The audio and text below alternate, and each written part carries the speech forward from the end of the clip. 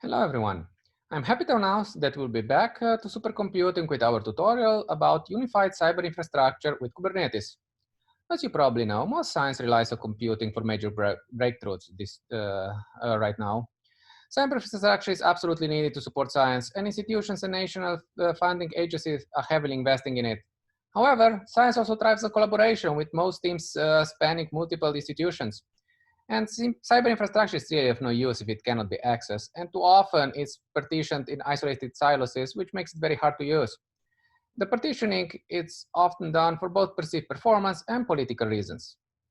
Now, distributed computing is actually very feasible. High throughput networks are reality today, even over great distances. For many applications, compute and data really do not need to be collocated anymore. I happen to work for the Pacific Research Platform, and we created a statewide universe setup there, and it showed to work really, really well. Now, politics often get in the way, so a single global admin group is often not an option, which results in many independent sites, each with its own admins and policies. On top of that, users tend to aggregate in independent groupings, so each site may want to join more than one high-level community. Now, I happen to work with the Open Science Grid, which is one of such a grouping, which provides both user support and technology, and it has been quite successful with over 10 years of experience. Now, we find that technology can be a problem, but more often than not, is the human aspect that is the most challenging. You may have noticed that this tutorial about Kubernetes. So why Kubernetes? Well, for starters, Kubernetes provides a robust way to deploy a distributed containerized infrastructure. It's very well supported and has a very active user base. And I would say that pretty much everybody agrees it is a production-grade system. So that makes it a very good candidate. But the real reason why we are advertising and promoting it here is because it simplifies the human problem by allowing for delegation of responsibilities. At one layer, you have local admins who manage the uniform system-level services, like the operating system with its drivers, Docker, and Kubernetes, and that's it. They don't need to know anything about what users do.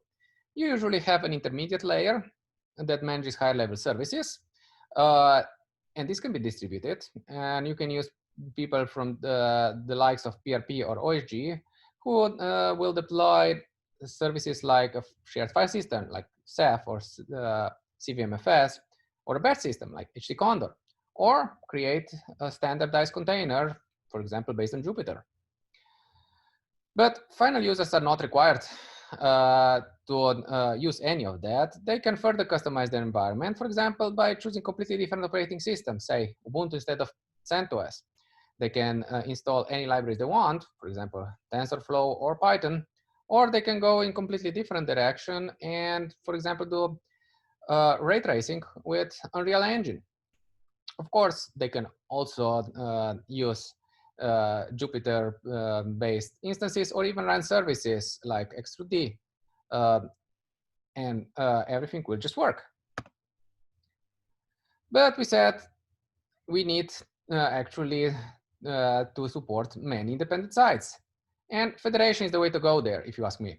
Because federation of resources, it's what scales best, as we demonstrated in the Open Science Grid. Kubernetes allows for a true federated deployment, which is peer-to-peer with no central authority or service and respects local policies.